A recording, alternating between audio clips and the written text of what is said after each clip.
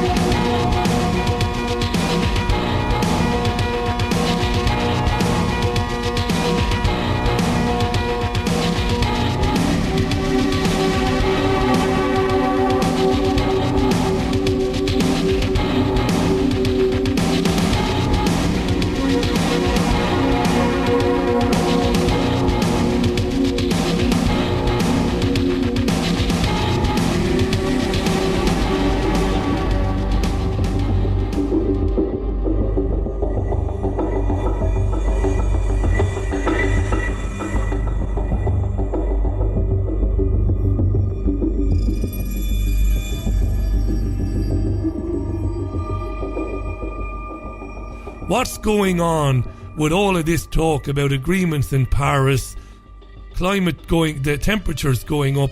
It seems like we're getting to a moment where there's overload in the mainstream media. Why is that, Ed? What we're dealing with here is a lie. It's not happening, at least not in the way that they're talking about it. If it's happening at all, which is even questionable, but if it is, it's certainly not man-made. Not too long ago, all the news items and all the TV programs were about the global cooling and get ready for the big ice age and everything. Well, that didn't happen, and now they're started to tell us about global warming, and that didn't happen really, although they kept telling you it was happening. That became so embarrassing for these people that they had to change their name from global warming. They said, let's not call it warming anymore because that doesn't work. People are saying it's not warming. Let's call it climate change. Well, that's a little easier to handle because the climate is always changing. So what's wrong with this climate change? Well, they want to have us believe that climate change means that it's getting worse, that the hurricanes are getting worse, and the storms are getting worse, and the droughts are getting longer, and all of this sorts of things. The data does not support any of that. It's a lie, lie, lie from top to bottom. If people can be scared out of their wits that the planet is going to come to some kind of a horrible end, that the islands are all going to sink, the coastlines are going to be lowered, the cities will be inundated with water, there will be drought, and we're all going to starve, we're all going to die of thirst, all of these horrible things, they will be softened up and they'll be conditioned to accept all these draconian solutions supposedly being offered by the same people that have created the myth, that are telling the lies. Their solution for all of this, if you happen to notice, is all the same. more government, more taxes, more regulations and controls over you bad people who have this big bad carbon footprint. We're going to control you because you see you're the problem. Your lifestyle is too high.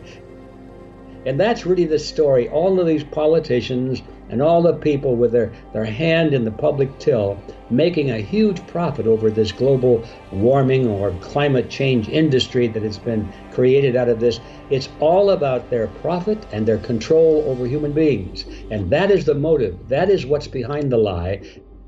They're reaching for total global control over the economy and over the personal lives of every human being on this planet. And this lie or the scare tactic of global warming is one of the most convenient excuses they have for conditioning people to accept it and think that it's all in their own best interest. That's what it's all about. It's all about psychology. If you can conquer the mind and convince people that black is white and white is purple, if you can convince them that the planet is heating up, for example, and we're coming to the end of the line for our children and our grandchildren, you make them feel guilty. You make them feel that by cooperating with the system and doing exactly what you're told, somehow you now have become a better person. Do you worry, Ed, that we might be approaching a time when the lunatics currently, in control of the ship might say, I'll tell you what, it's about time that we make it illegal to deny this, or that we severely punish people for doing it? What do you think? Well, we're already there. No textbooks would be allowed into the school system. In fact, the next step is you won't even be able to discuss it in a classroom. If any teacher brings up the topic of questioning global warming, they will lose their job and possibly could go to jail. It's already happening now. The new warfare is the warfare for perceptions. It's what you perceive to be true. That's you act on your perceptions. So we all do that. We always will, always have. The only question is the perceptions have to be based on something. If they're based on myths, we're in trouble. If our perceptions are based on truth, then we have a better chance at doing the right thing while we're here on this planet.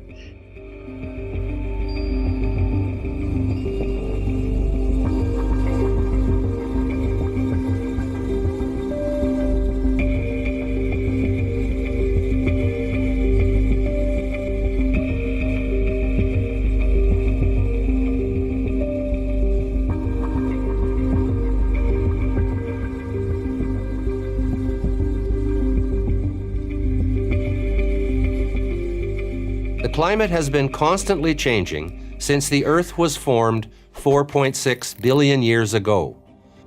So then what about carbon dioxide, the great villain of the global warming alarmists? Where does that fit into this picture? Not as neatly as you might think. Temperatures and carbon dioxide levels do not show a strong correlation. In fact, over very long time spans, periods of hundreds of millions of years, they are often completely out of sync with one another. But we do know there are many more factors in play than simply the concentration of CO2 in the atmosphere. Factors such as the shape and size of the Earth's elliptical orbit around the Sun, activity from the Sun, and the amount of wobble or tilt in the Earth's axis, among many others. Contrary to media headlines, the trend over the past couple of decades has been essentially flat. Meanwhile, human-caused CO2 emissions are higher than ever. About 25% of all the CO2 emissions from human sources have occurred during this period of no net warming. So what are we in for next? Will the temperature resume an upward trend? Will it remain flat for a lengthy period? Or will it begin to drop? No one knows, not even the biggest, fastest computers. Predicting the climate, one of the most complex systems on Earth, with thousands of inputs, many of which we don't understand, isn't an exact science or anything close to it. Maybe it's just a tad arrogant to suggest that we can predict the weather or the climate or just about anything 60 years from now. The science is not settled. The debate is not over. The climate is always changing, it always has, and it always will.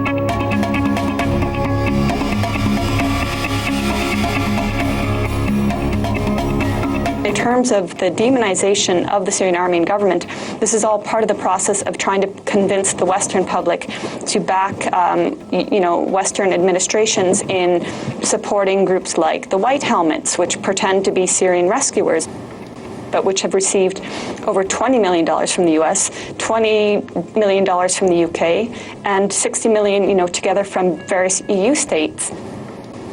And what they're essentially doing, these White Helmets, and I really want to stress this point because it's part of the overall scheme of propaganda and demonization. They're White Helmets by day and terrorists by night. You see many of these people that are dressed in their pristine white outfits and white helmets that pretend to be rescuing civilians. In other instances, you see the same characters holding their weapons and posing as rebels. These have been well documented by various authors, including my colleague Vanessa Beeley. And, this is the scandalous hypocrisy of the West. Not only has the West been funding and training and arming terrorists to go into Syria and to behead and slaughter Syrian civilians, but now the West wants to award the White Helmets with the Nobel Peace Prize. And this, again, is a group of terrorists that operates solely in terrorist districts of Idlib and eastern Aleppo. And they have been known to pose with the dead bodies of Syrian soldiers. They are not neutral, they are not impartial, but they are surely a tool of propaganda and regime change. Back to the bigger picture is not about Syrian security, because if it was, then the West and the Gulf, let's just stick with the West, would have to respect the fact that the Syrian people have chosen their government. Even if they want political change in the future, right now they want the current government they have, they want security, they want an end to the West and Gulf and Israel and Turkey sending terrorists in to murder them. They want stability, they want an end of the sanctions that is suffocating them. And they don't want Western intervention, and they above all do not want a no-fly zone. And if you watch corporate media now, you'll see that this is what the White Helmets are calling for. This is what so-called unarmed civilians, unnamed activists in eastern Aleppo are calling for. And we've seen what a no-fly zone does to countries. When they no-fly zoned Libya, it was the beginning of the end of Libya, and Syrians do not want that. Aside from that, I've been to Aleppo twice. I've spoken with the Aleppo Medical Association, which was established back in 1959, so it's not one of these new organizations that's solely operating for propaganda purposes. And they have told me they have over 4,160 registered doctors, including 800 specialists. So bear in mind, when you read in the corporate media, last pediatrician, last doctor in Aleppo, this is a scam. This is designed to make you think that the Syrian government is killing people. Yes, there are strikes on eastern Aleppo because it is a hotbed of terrorism.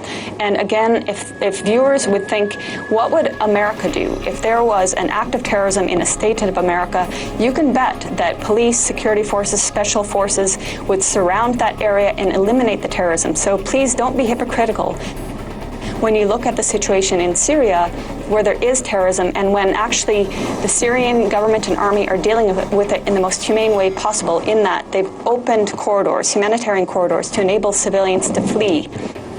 And when they do flee to western Aleppo, they're given health care and emergency services and shelter.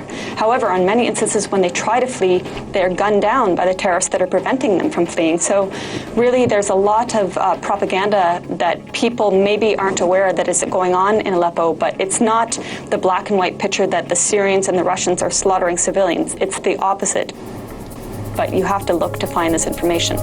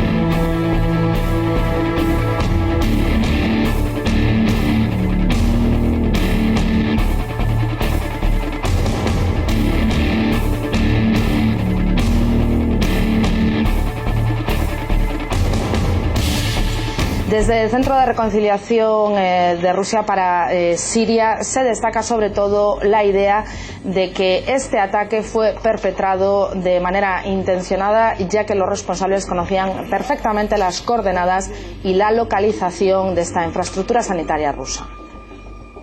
La sangre de nuestros militares está en las manos de los que encargaron este asesinato, de los que crearon, formaron y armaron a esas bestias con aspecto humano, llamándoles oposición para justificarse ante su conciencia y ante los electores. Sí, sí, señores patrocinadores de terroristas de Estados Unidos, Reino Unido, Francia y otros países y formaciones simpatizantes.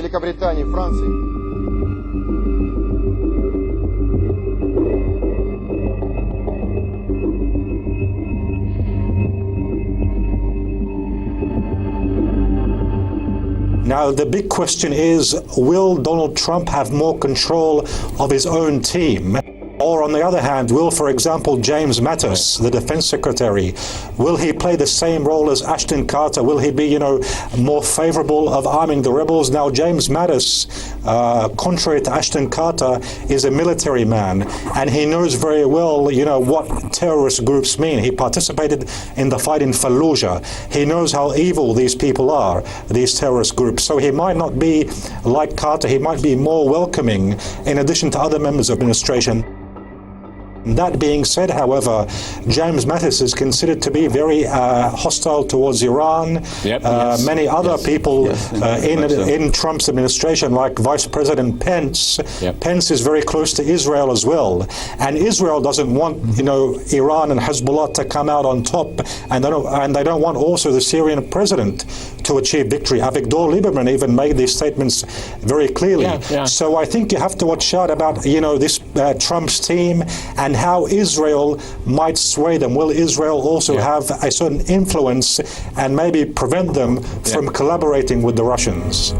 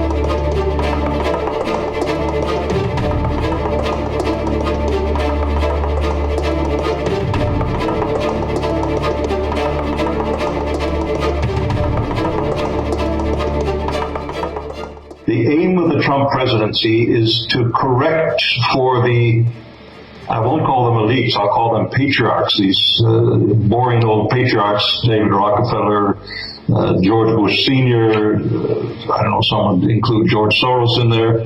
The ones who think that America is their property to do with as they please, to make their world one world order, globalized nightmare. And they were losing in every part of the world over the last 8 years with the Obama soft cop strategy, as it started out to be, the peace president, the president of change, and so on. But the result of the Obama policy didn't have the effect of crippling Putin's Russia and bringing it to its knees with the sanctions and everything. It had the effect of strengthening Russia by having Russia go to the east, go toward China in a deeper way than ever before in Russian history. Look at a map of Eurasia, you're creating what I call a golden triangle, because you're linking Tehran, the capital of Iran, with Beijing, the capital of China, with Moscow, the capital of the Russian Federation, and creating, with the infrastructure of these railroads, you're creating, for the first time in history, an interlinked economic space that has more population, that has more highly skilled manpower, that has more scientific and industrial engineers and technicians than any place on the planet, including the United States, including Western Europe. So these patriarchs, if they look at a geopolitical map of their power, they're losing it everywhere. Something had to change. So the change, the so-called Plan D, as I call it, is called Donald Trump. Donald Trump is an actor. He's a television actor, Showtime. He's got the energy to rally Americans for war in maybe 2-3 years, maybe less. Let's see. The script is brilliant. They know exactly what the mood of the public is, what Americans are upset about, the loss of jobs to China. The fact that he has zero political experience is beautiful for the people behind him, because then he's dependent on who they give him. Trump's job is to prepare for a war. Russian shoestring budget operation in Syria since September of last year was a wake-up call to the United States oligarchy, let's call them, that they're not ready for that war. They're not ready to challenge Russia to the breaking point again. That's his program. That's what he's been given to do. He will rebuild the resources of the United States to make such a war. That may take 2, 3, 4 years. And in the meantime, people may think, oh, finally we're, coming to better times with the economy again, jobs in the defense industry at least. But in the end, Donald Trump is not about to roll back the military-industrial complex of the United States, far from it. Donald Trump is not about to make peace with the rest of the world and stop interfering in their internal affairs with color revolutions and so forth, far from it.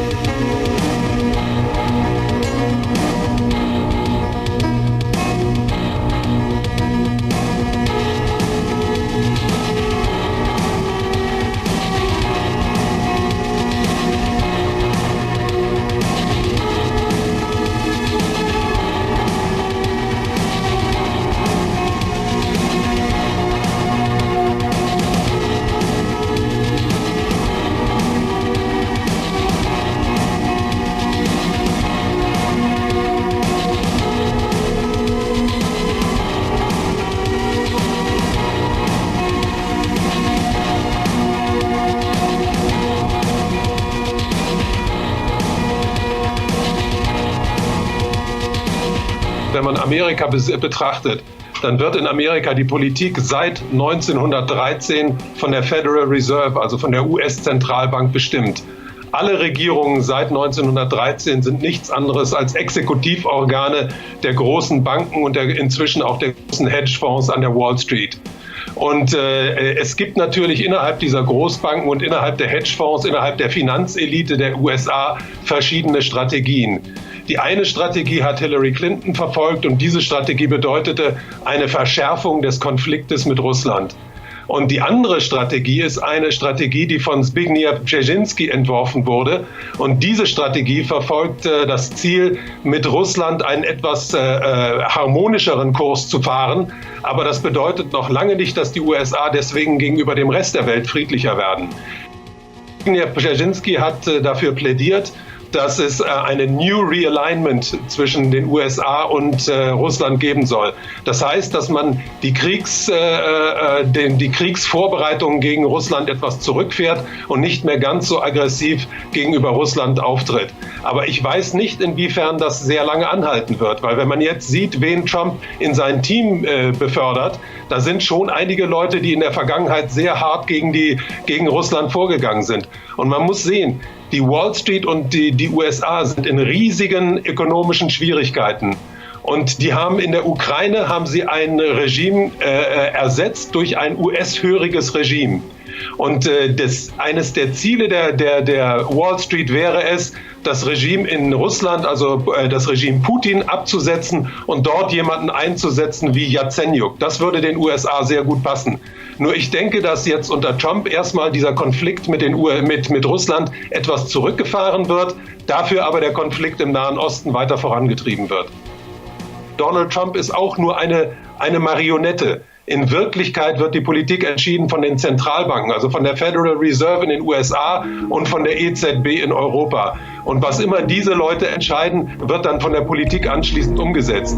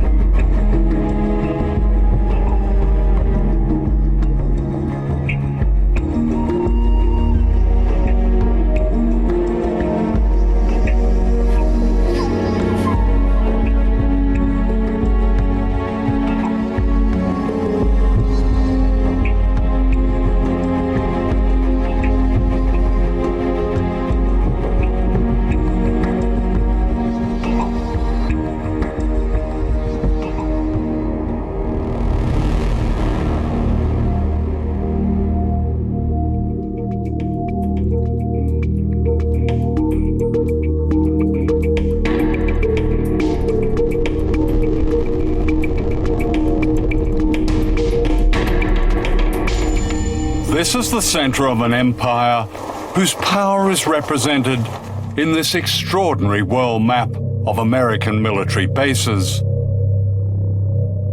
4,000 bases in the United States, almost 1,000 bases spread across every continent. The bases that we have around the world, hidden in plain sight, are the real territory of our empire. But at the same time, we maintain independent governments in Japan or South Korea or Germany. They don't have autonomy when it comes to foreign policy. So it's a very sophisticated and effective system. And the beauty of this system is that most people pay no attention to it at all. They think it's just a natural occurrence to have 50,000 American troops in Japan. Many of these bases have been set up to combat China's worldwide economic influence.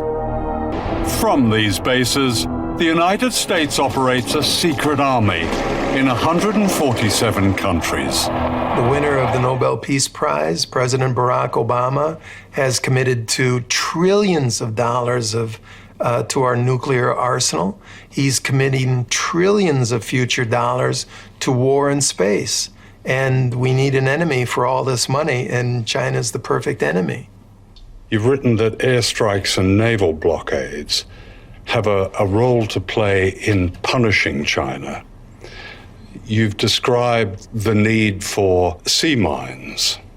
You've described the need for special forces, US special forces, and missiles placed in islands. This sounds like a preparation for war. What the United States is doing, again, is responding to provocative behavior on the part of China. And just as we did in the Cold War, the idea was to have a position of military strength such that your adversaries were not tempted to act in aggressive ways or try and employ coercion to get their way. In 2015, the US Navy rehearsed a blockade that would cut China's lifelines of oil and trade and raw materials. The danger of confrontation grows by the day. Our operations and our presence, first of all, is warmly welcomed by the vast majority of the coastal states. But secondly, is fully accepted by the Chinese. Excuse me, is it fully accepted? Chinese My impression leaders, is that they're scared. And this is what they're scared of. A noose of bases right around China. Missiles, bombers, drones, warships. A provocation of war. The United States has gotten into a situation where there's a lot of military, saber rattling, and it's really being orchestrated from the top. Where are we going to stop this process before it starts a war? And then if the war starts, where does that end?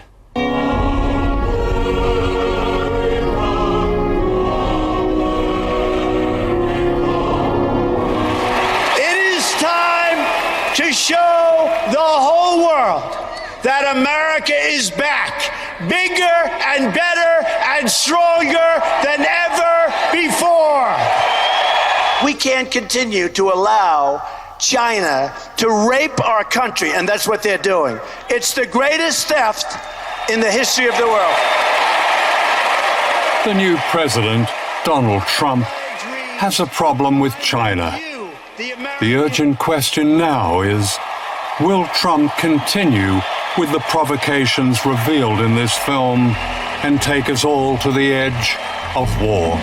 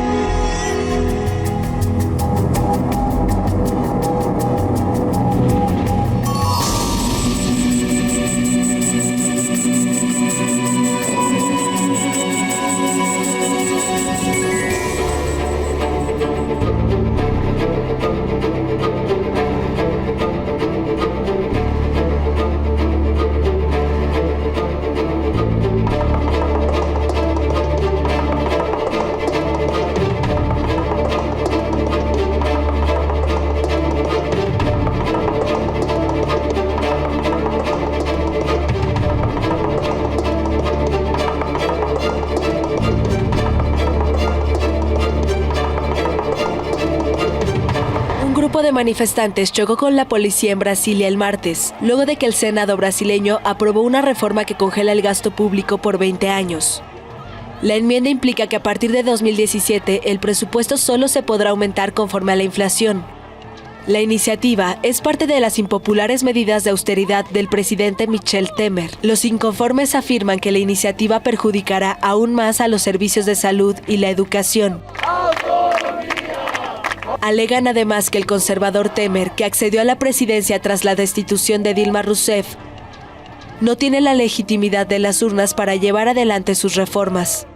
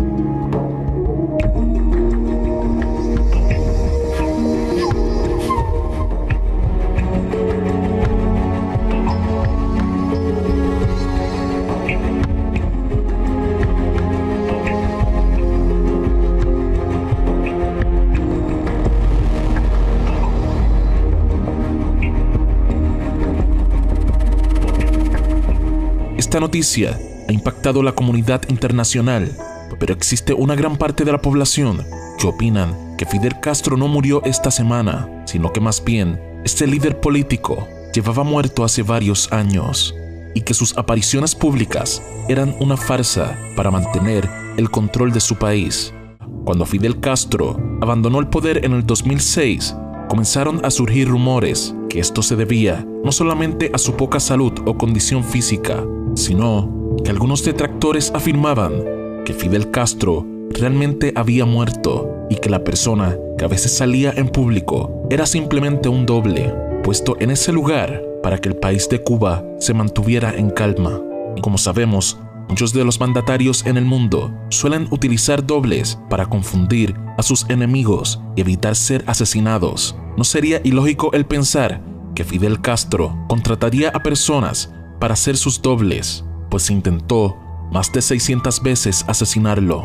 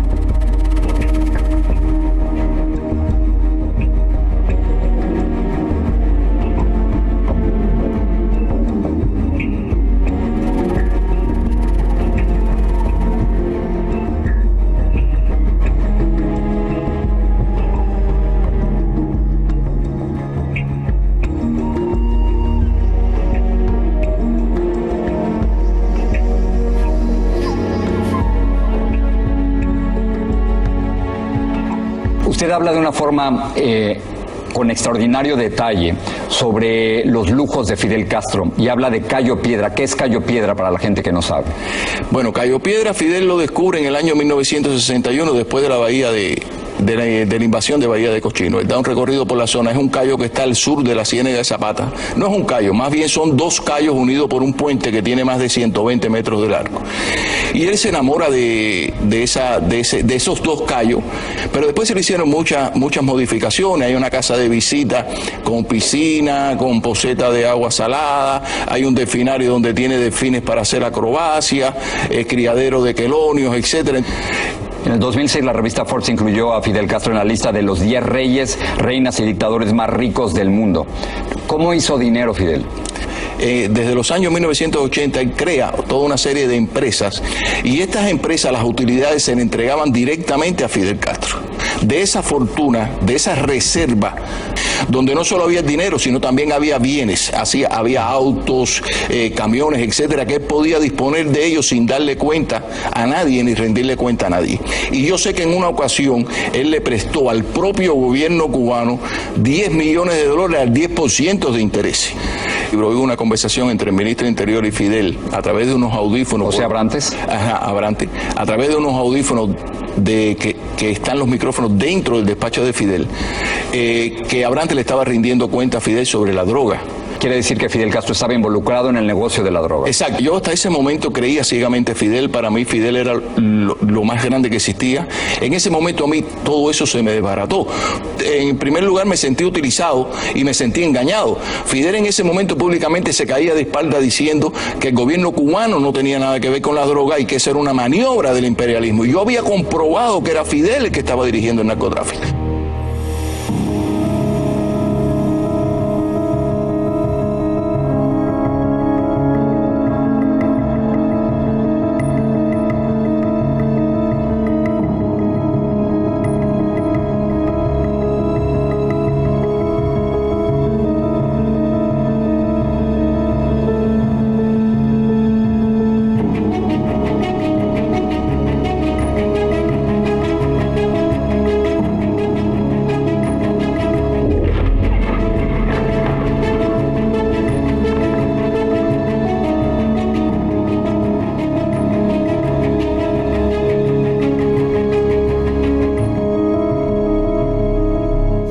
Se le asigna también ser agente jesuítico.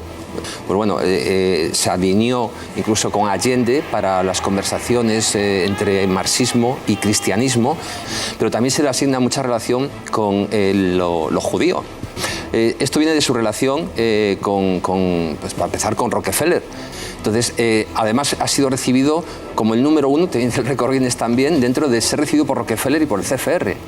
Y ha sido alabado por un hijo de Rockefeller múltiples veces, diciendo que estaba haciendo muy buena labor en Cuba, aunque a la vez Rockefeller forma parte de los que están en contra de Cuba, ¿no? Entonces esto es como un sinsentido.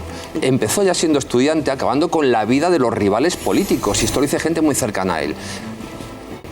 El Che Guevara, eso parece que hay pocas dudas, porque la persona que detuvo, que era un agente también doble, en Bolivia, al Che, y que lo mataron en un día, no esperaron mucho más, Che era más tendente hacia lo chino, hacia el comunismo chino, que hacia, esto lo dice también Raúl Castro, que hacia el comunismo de la URSS. Entonces esto, bueno, pues era un inconveniente, aparte que Castro parece que no le gustaba mucho que alguien brillara a su lado, y el Che sabemos todos que brilló mucho.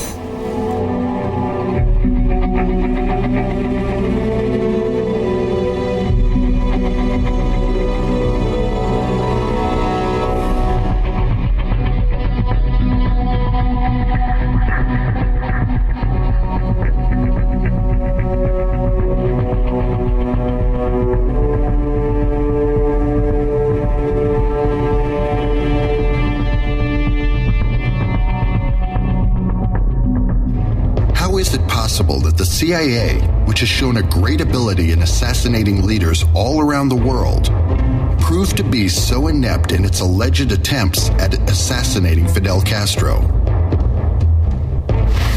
How can we explain the love between the most reactionary institution in the Western Hemisphere and the alleged most revolutionary leader of the continent?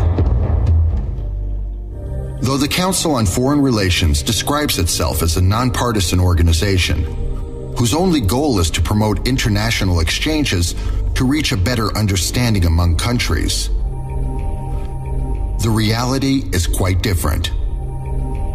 The CFR is actually an intelligence and espionage agency, like the KGB, the CIA, the Mossad, and the MI6, and operates like them.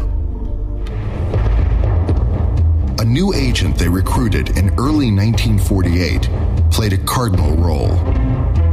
This secret agent was sent to Bogota, Colombia, on a secret mission. Once there, acting as an agent provocateur, he coordinated the assassination of Colombian populist leader Jorge Eliezer Gaitan. This new secret agent the conspirators had recruited was a young Cuban university student named Fidel Castro. His first mission consisted in traveling to Bogota, Colombia, planting false evidence and creating false clues implicating the communists in the assassination of Gaitan and the Bogotazo riots. He was very successful. The Bogotazo PSYOP marked the beginning of the Cold War in the Western Hemisphere. It was effectively used by the CFR conspirators to plant the fear of communism in the minds of the American and Latin American people. The fear of communism became an excellent cover for the CFR conspirators to hide their true activities of exploitation and control. Since then, Fidel Castro has never stopped working for his CFR masters. As a way of payment for his important services, Castro's CFR masters have allowed him to continue working unmolested in the systematic destruction of Cuba and its people. In the process, growing his numbered accounts in Zurich. The mysterious explosion of the French freighter La Coubre in Havana Harbor, the Bay of Pigs invasion, the guerrilla wars in Latin America, the invasion of Angola, the death of Che Guevara, and the assassination of Presidents John F. Kennedy and Salvador Allende, the shutdown by Castro's mix of 2 American civilian planes, just to mention a few, were CFR, CIA, Castro joint operations planned by the CFR conspirators. Moreover, everything seems to indicate that the flooding of the U.S. with drugs from South America has also been a joint CFR-CIA Castro operation, a sort of opium war planned by the CFR conspirators to destroy the moral fiber of the U.S. as a way to facilitate the establishing of a totalitarian regime in America. In the same fashion, and despite its anti-Castro rhetoric, the U.S. government, both under Republican and Democrat administrations, always ends up helping Castro. The U.S. embargo on Cuba is perhaps the most obvious example. Far from damaging Castro, the totally ineffective embargo has given Castro the best excuse to justify his systematic destruction of the Cuban economy, its culture, and its people.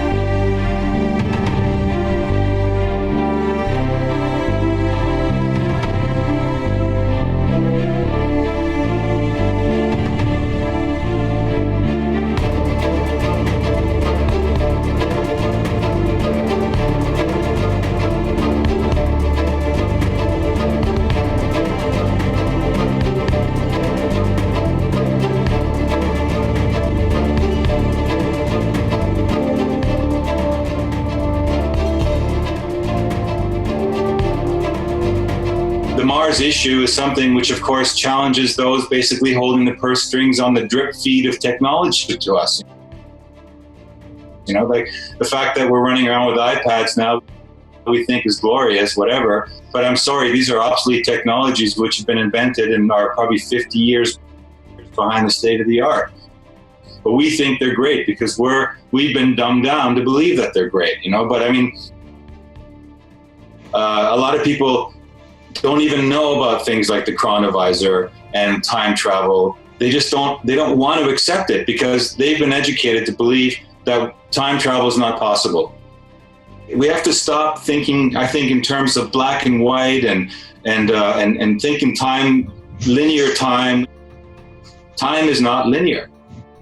On the one hand, okay, you can imagine that UFOs might exist. It's a big universe after all. But time travel and other bases and a breakaway civilization, that to me, that is more logical than anything. Yes, there is amazing technology out there. Yes, we have some brothers and sisters out there in the universe which it's our right and destiny to connect with. There's a multitude of parallel universes, and the universe that we are destined to inherit is already within the field for us to move to, and helping to push disclosure to another level. Yeah, and the $3 trillion program of U.S. bases on Mars. I mean, if you got a $3 trillion program, you got to disclose it, right? The infrastructure, the technology, the mission, the purposes. You know, we know at least 25 to 50 people who have been there and back. Michael Ralph spent 20 years there as part of the permanent security staff. He could provide a complete list of the VIPs. And the next level is social change. You know, all these famous people have gone there. Some witnesses are saying that up to 60 million people have been taken under false pretenses to Mars and other industrial facilities in the solar system. It's extraordinary to try and hide a secret that your nearest planetary neighbor is inhabited by Earthians and by Martian humans. This is a matter of some urgency from an evolution point of view. Let's say that we're trying to open up a dialogue with our fellow neighborhood planet that has our genetic cousins, and where one of our governments has opened up, has a 40, 50-year project. And so you're dealing probably with this being a draconian planet and it being draconian policy that Earth humans and Mars humans are kept apart. If you're prepared to accept that that's going on, you're prepared to accept that out of those hundreds of thousands of sightings, some of them are bound to make mistakes or crash or be shot down or whatever, and there is reverse engineering going on, then you have to accept the fact that somebody's doing the reverse engineering. And out of those people doing that reverse engineering, they're not disclosing it to the rest of us. They're actually using the technology and the findings from that technology to gain an advantage. Well, you ever notice that the majority of films involving extraterrestrials are always negative? You know, they're always coming here, of course, to destroy us. Yeah. They're always coming to attack. They're always coming because they need something, they want to take something. But I'm a firm believer that we need to release the technology which is indeed available, which is being used on the Martian colonies, which is being used by the breakaway civilization. And if it is, we wouldn't have these problems. You know, we wouldn't have wars, we wouldn't have these divisions, borders between countries. And so all the politicians out there like Merkel or Obama and all these people, they're all part of that massive, disinformation group out there, which is keeping us under an existing system that has limited, political means, that has limited infrastructure, that has, limited resources. Just let it continue their warfare. And I think we need to learn how do you get through it. And the way to get through it is to listen to your heart, and yet resonate with how your heart feels. Because you can always tell somebody who's really genuinely wanting to change things for positive. They have this love for humanity. They have this love for Gaia, for Mother Earth, or whatever you want to call it. That's the way to get to the truth.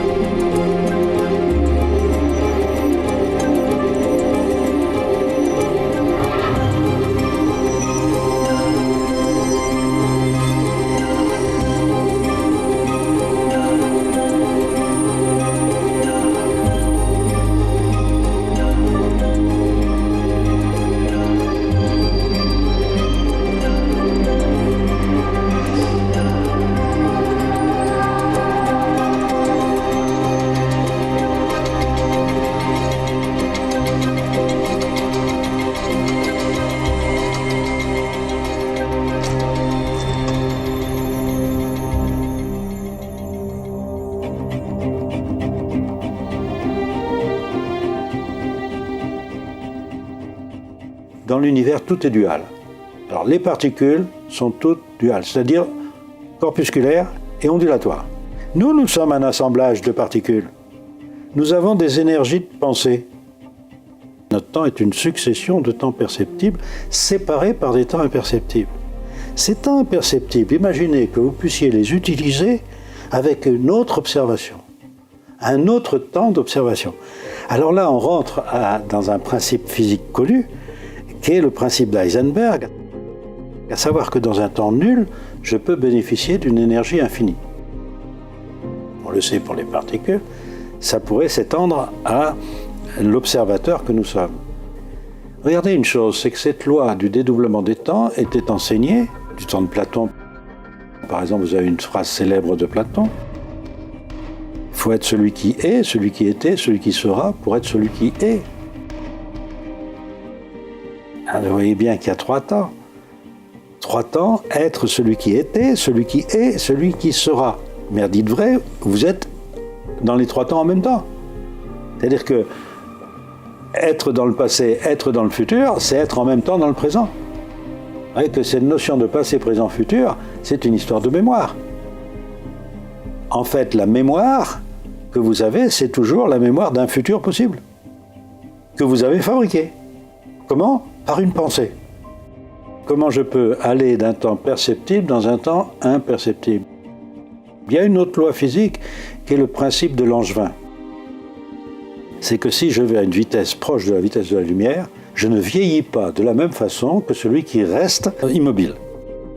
Donc la différence de vitesse crée une différence de temps. Or, nous avons, nous, un corps dual, c'est-à-dire que nous avons un corps physique que nous connaissons, un corps énergétique qui dédouble ce corps physique, qui en fait informe ce corps physique, et c'est lui qui va chercher l'information. Et cette information, il peut aller la chercher à une vitesse super lumineuse. Maintenant, c'est admis en science, les vitesses d'intrication, les vitesses super lumineuses. Et allant chercher l'information dans un temps complètement différent, il peut prendre le temps de connaître des tas de choses. Il revient en moi. Ce corps énergétique, c'est moi, hein, c'est pas un double, hein, c'est moi, et donne à mon corps physique toutes les informations nécessaires que je décode, moi, ici, dans ma vie, et ça me pousse à faire des tas de choses. Donc je vais d'une réalité dans une autre réalité temporelle. Le problème, c'est que chaque fois que je pense quelque chose, je fabrique ce potentiel. Ce potentiel, je ne suis pas obligé de le vivre, mais il appartient à tout le monde. C'est-à-dire qu'en fait, je peux fabriquer des potentiels pour n'importe qui. Et je deviens responsable de celui qui va utiliser mon potentiel pour vivre. Donc vous voyez qu'il y a une loi physique très très importante. Je dis bien une loi physique très importante. Ne pense pas à faire à autrui ce que tu ne voudrais pas qu'autrui pense à te faire. Puisque tu fabriques un potentiel désagréable, si quelqu'un prend ce potentiel, il va avoir une vie désagréable et c'est toi qui en es responsable. Si vous fabriquez un futur dangereux, vous fabriquez quoi ? Par exemple, fabriquer de la violence. J'apprends à tuer en jeu vidéo. Je fabrique le meurtre dans le futur. Et puis après, il y a quelqu'un qui actualise ça dans sa vie, il va tuer. Et vous dites, c'est un meurtrier. Et vous, avec votre jeu vidéo, qu'est-ce que vous avez fait ? Vous avez fabriqué le futur. Si vous ne l'aviez pas fabriqué, il n'aurait pas pu l'utiliser. Car si ça se trouve, il n'y avait pas pensé avant. Donc c'est votre pensée qui a entraîné ce potentiel, qui a fait que quelqu'un l'utilise.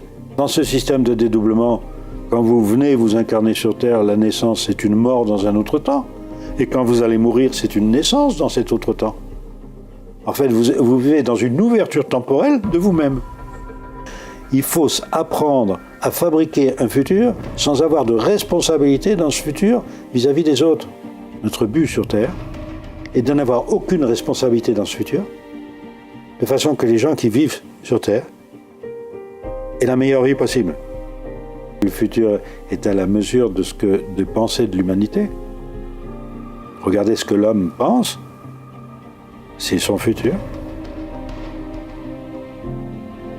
Si vous pensez de travers, vous fabriquez un potentiel de travers que vous pourrez utiliser. Si vous pensez des choses valables, que n'importe qui peut utiliser sans problème, alors vous pensez à faire à autrui, ce que vous aimeriez qu'autrui pense à vous faire. Et de ce fait, vous n'avez aucune responsabilité dans la vie des gens, dans le malheur des gens. Par contre, vous avez peut-être une responsabilité dans le bonheur des gens, si ce que vous fabriquez permet de mieux vivre.